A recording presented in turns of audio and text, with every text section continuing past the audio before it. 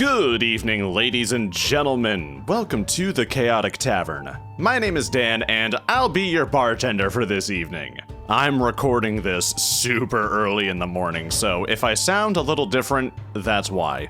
Just think, this is what my wife wakes up to each day. All up in your ear holes.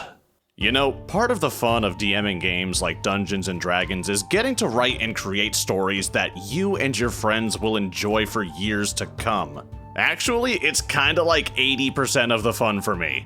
I'm not a talented enough writer to draft up a storybook or a best-selling novel, but let me tell you, I can absolutely create settings or characters that are at least halfway interesting.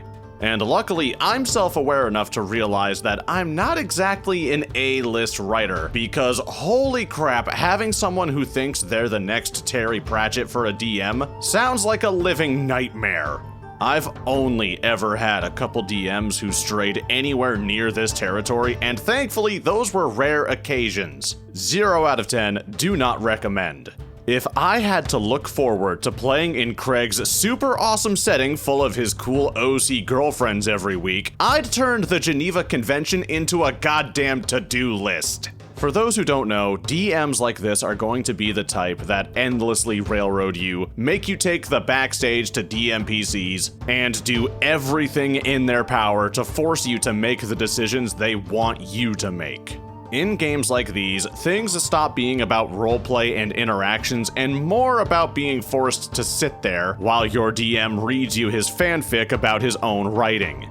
And needless to say, it's about as pleasant as a Tabasco enema. Today's story features a player who isn't really a player, they're more like an unwilling audience member to some creep's fever dream story hour. And it hits every box on the checklist for a wannabe writer DM who is way too obsessed with their own fluff. Removing player agency, making the party an afterthought for the story, and my personal favorite, DMPCs who are there to remind the party how powerful and awesome and cool the Dungeon Master's specialist of characters are.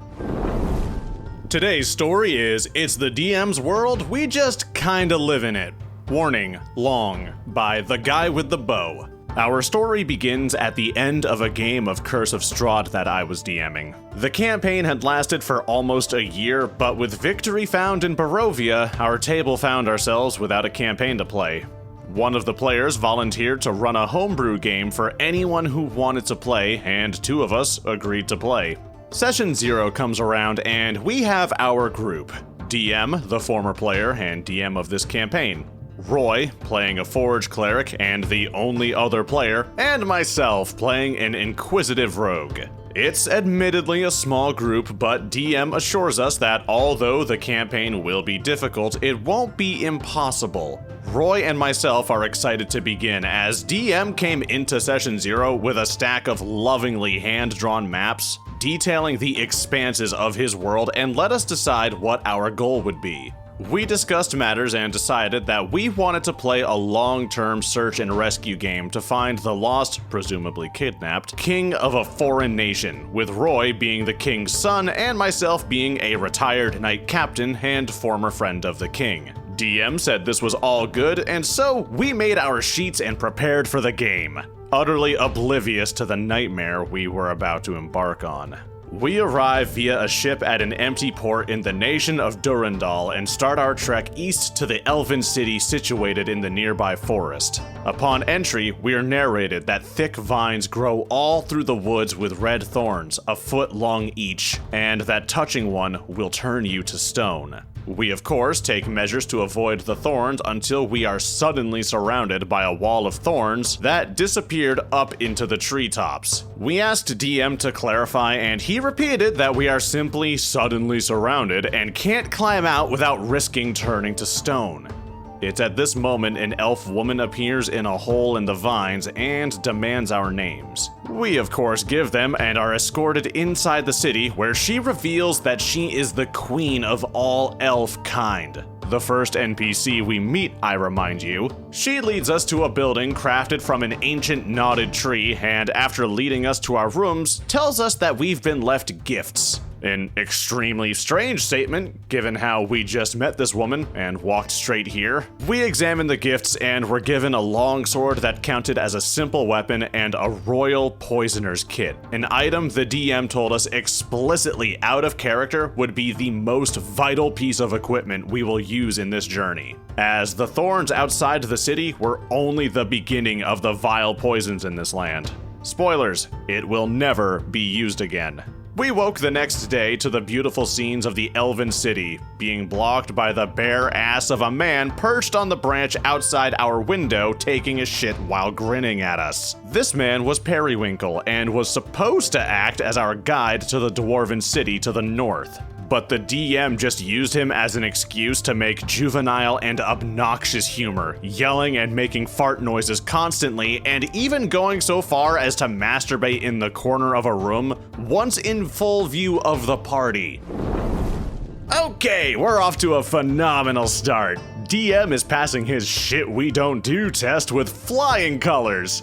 Or failing it. I don't really know which, but I do know he's absolutely giving it his all. To be fair, some of these things are what you expect from someone new to DMing. Inescapable scenarios that railroad players, making powerful characters just randomly stumble upon the party, these are the sort of things that most newbies are going to do from time to time. Hell, even veterans might do it, and they might even make it work.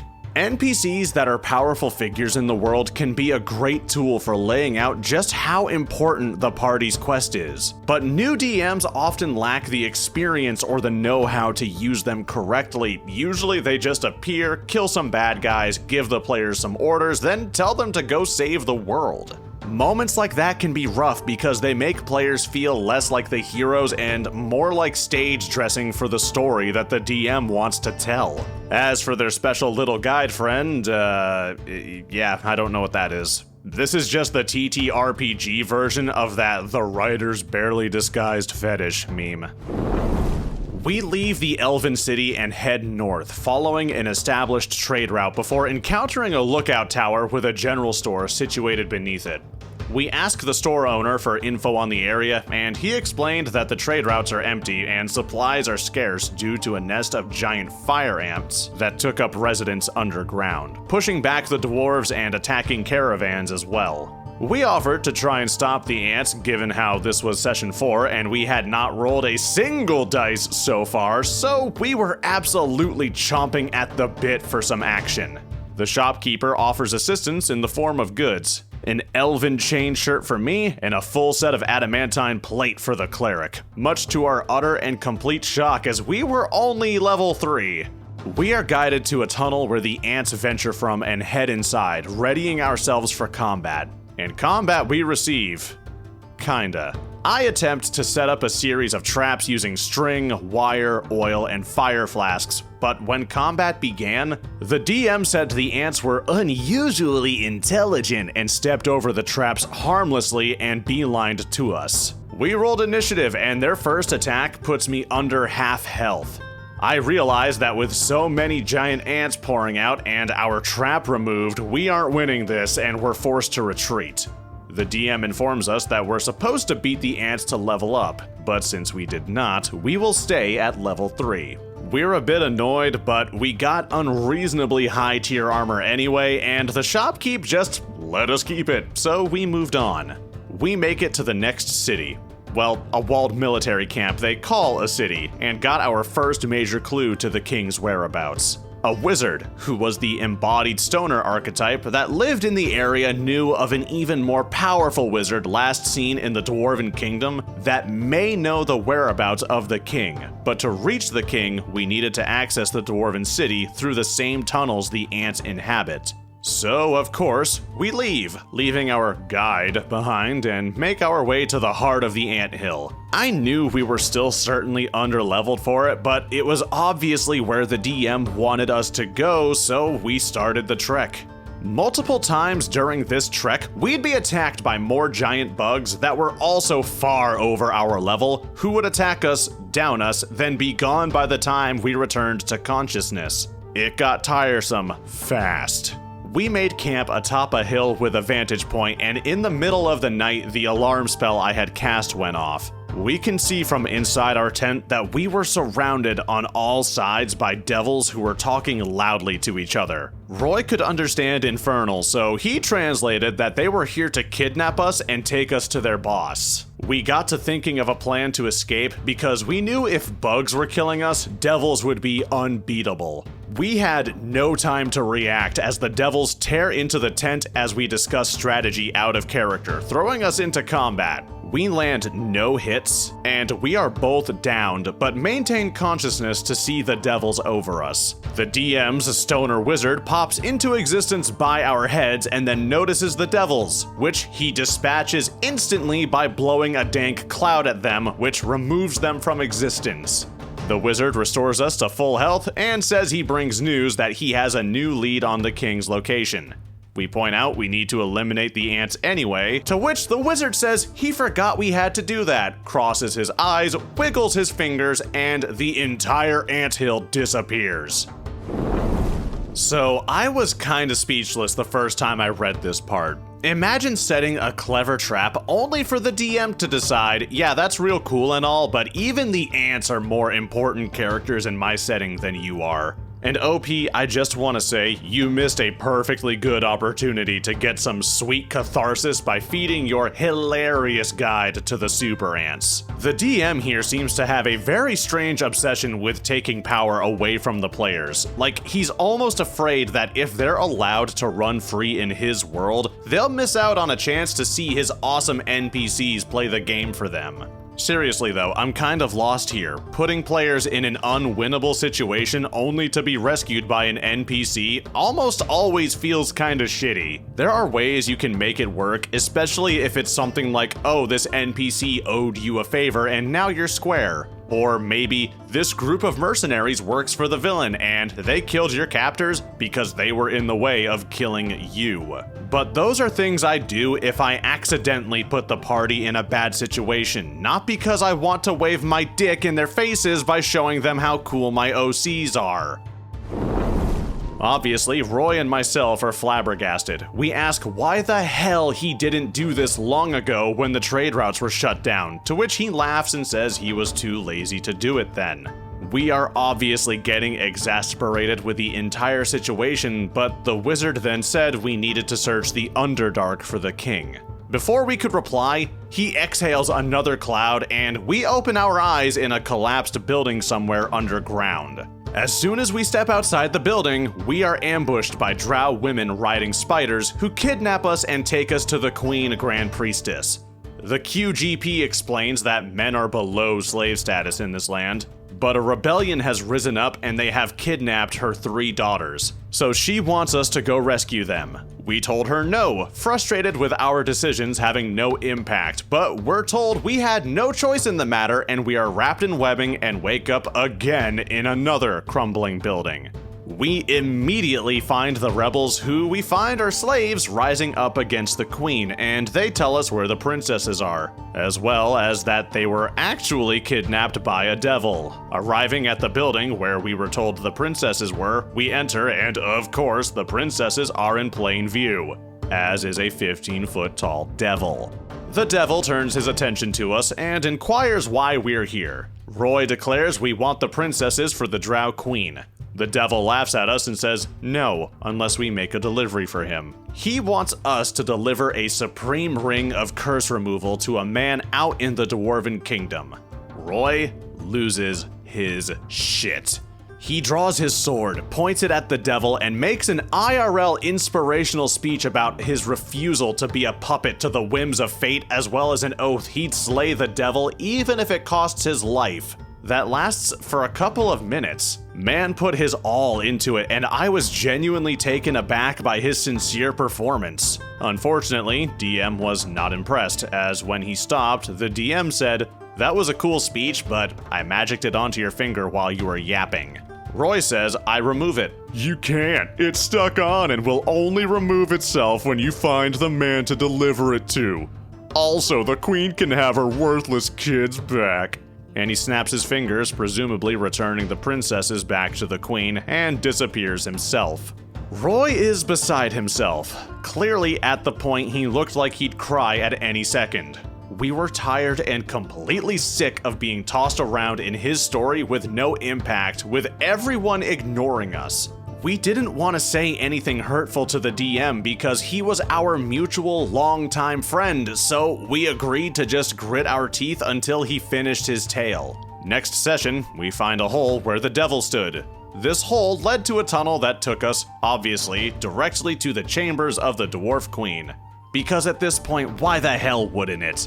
We tell the queen what our goal was, of course finding the king, and she said she knows nothing of that, but knows someone who might. A legendary powerful wizard who was currently locked away because he was under the effect of a potent curse. Roy and I immediately realized that it's likely the wizard spoken of by the dank wizard and the devil's recipient for the ring. We suppress annoyed sighs and ask to see him. She walks us to a sealed chamber where we are described a man that's been locked away in countless chains with arcane runes etched into them. And as the DM describes the scene, my soul leaves my body. Taking a step back to prior to this game starting, our group was playing Curse of Strahd with myself as DM and the current DM as a player. During this game, DM was playing a drow wizard who accepted all the dark gifts of the Amber Temple at once, granting him great power but cursing him in a myriad of disgusting ways. His PC was turned evil and the game ended with him betraying the party and becoming a Lord of Barovia. So imagine my surprise when the man standing in front of us in this new campaign is none other than that same drow wizard. I can feel the storm approaching, and I'm sure Roy could as well. The ring falls off Roy's finger, and he offers it up to the bound wizard, and at once all of his hindering curses flash away, obviously leaving the beneficial boons they came with fully intact, and he is freed from his bindings. He is, of course, eternally grateful and insists on staying with us to the conclusion of our journey, despite our own insistence that a mage as powerful as he had better things to do. We weren't so lucky. The DMPC says he knows where the king is being held and will take us there, prompting another teleportation, this time to a city that could be described as Agrabah.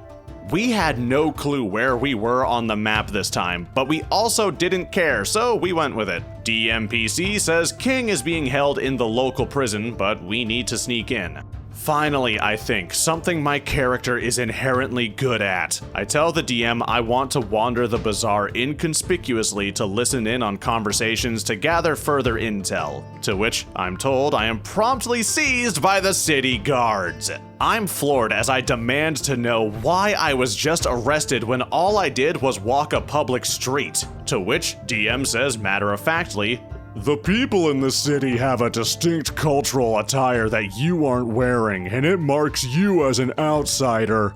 I try to protest that this information wasn't provided to us, but he simply narrated me getting dragged to a jailhouse and tossed in a cell. If you've been paying attention, I'm sure you can guess who my cellmate was. Say it with me, boys and girls, it's the king. Out of character, I've just about hit my limit, as never in my years of playing D&D have I ever encountered such a railroaded game before. But as soon as I identify the king, DMPC teleports in along with Roy, leaving me to question why DMPC didn't just teleport us to the king if that was always within his power. I point out that we need to sneak him out of the city, to which DMPC simply teleports the whole party outside the city walls and onto a nearby roadway. Roy audibly groans, but DM either ignores it or didn't catch it and instead narrates a horse-drawn carriage coming down the road. I suggest we flag them down for a ride to the nearest port, and DM says the sigil on the side is familiar because it was the royal seal for our native kingdom. Roy and myself are shocked to say the least, as nobody from our home kingdom should have been in Durandal. But the carriage stops and the door swings open, revealing Roy's character's older brother, who was neither in his backstory nor been mentioned until this point. The older brother greets us and invites us into the carriage, where he explains that it was him that orchestrated the capture of the king and that he simply couldn't allow any of us to return home because he was the rightful king now. He then gets ejected from the carriage just before the carriage fucking explodes.